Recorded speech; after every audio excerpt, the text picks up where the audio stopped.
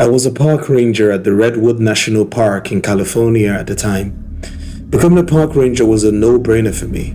I majored in forestry and graduated top of my class, which is part of the reason why I was allowed to become a park ranger despite my medical condition. I absolutely love working at the park, but after a while, something went terribly wrong. People started going missing, hikers especially.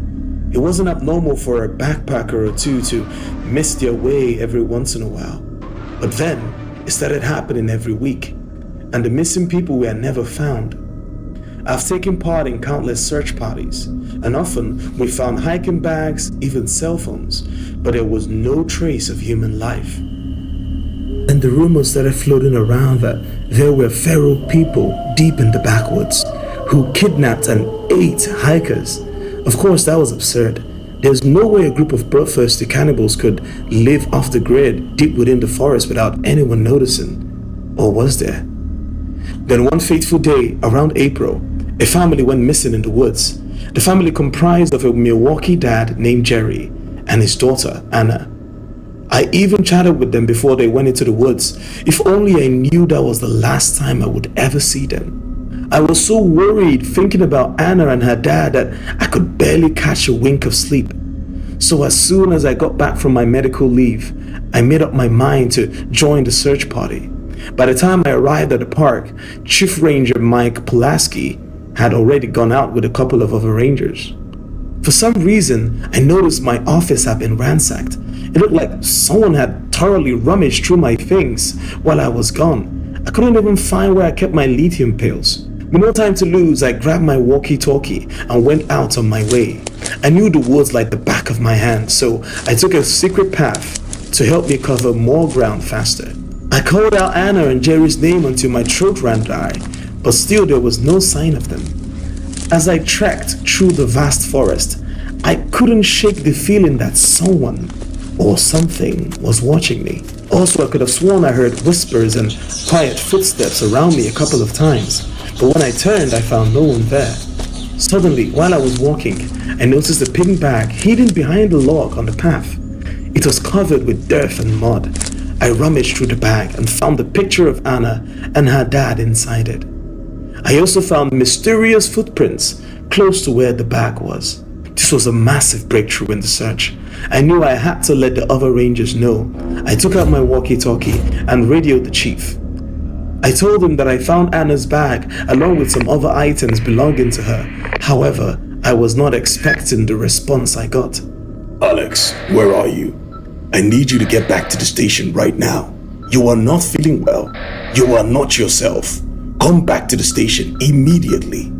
The radio transmission ended abruptly. Why did the chief want me to abandon the search and come back? Especially now that I'm so close to finding Anna. Could it be he was somehow involved in all of this? I had to know. I had to see this through to the end. I followed the footprints deeper into the forest, and that was when I heard them. It was the cries of a little girl echoing deep within the forest. Anna, it had to be her. I raced towards her voice. I could feel my heart thumping as I ran.